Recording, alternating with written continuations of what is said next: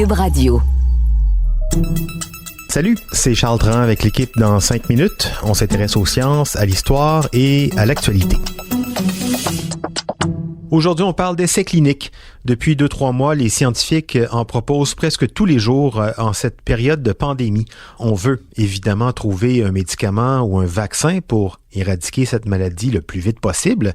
C'est vrai qu'il y a urgence, les morts s'accumulent et on ne peut pas rester éternellement confiné ou à demi confiné.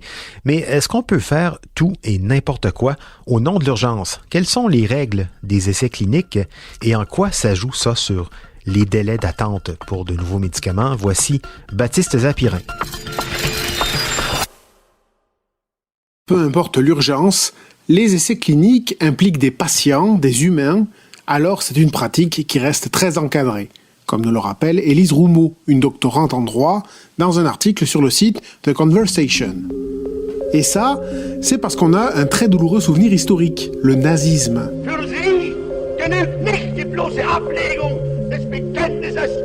Après la Deuxième Guerre mondiale, le procès de Nuremberg avait condamné 16 médecins et scientifiques nazis qui avaient par exemple fait subir à des prisonniers des camps de concentration des expériences sur la survie en haute altitude, dans le froid extrême, sur la stérilisation, sur la régénération des os. Pas besoin de préciser qu'aucun prisonnier n'avait donné son consentement.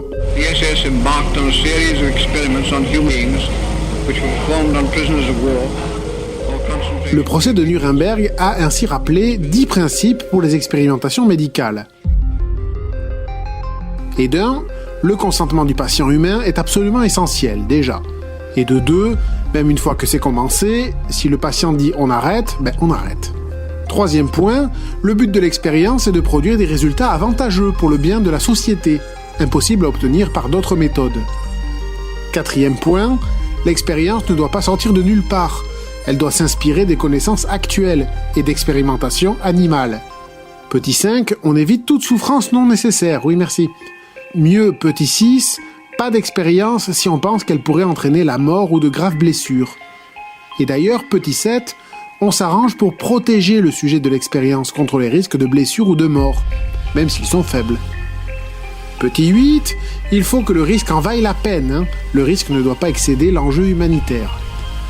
9e point aussi, pas idiot, il faut que ce soit un scientifique qualifié qui pratique l'expérience. Et enfin, 10, le scientifique doit être prêt à interrompre l'expérience s'il croit que continuer pourrait tuer ou blesser le patient.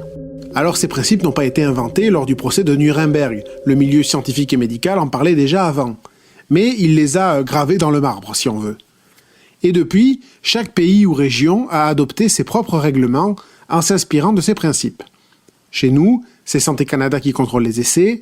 L'Union européenne a son règlement.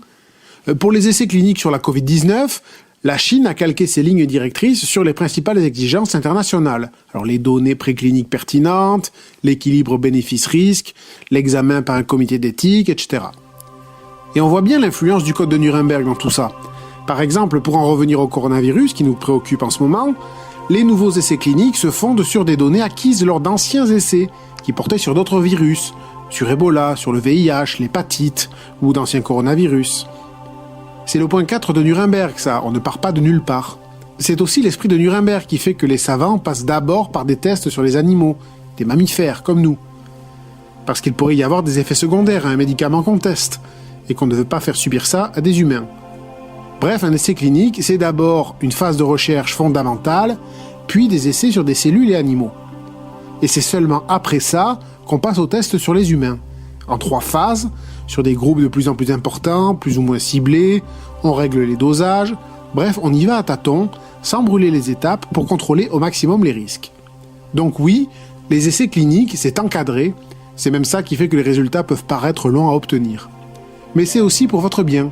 Avant de soigner, on s'assure d'abord qu'un traitement ne va pas vous nuire.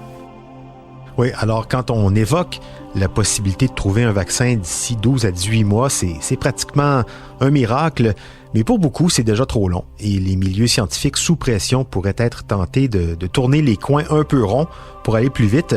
Attention à ne pas céder à cette tentation. C'est pas moi qui le dis, c'est Shibo Jiang, professeur de virologie à l'université Fudan de Shanghai, en Chine.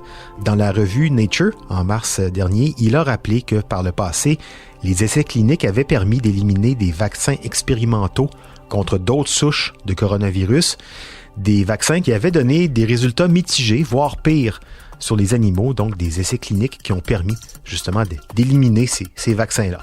Sauter les étapes, donc, c'est prendre le risque de distribuer un traitement qui empirera la situation. Et ça, personne ne veut ça. Patience, donc, merci beaucoup, Baptiste Zapirin.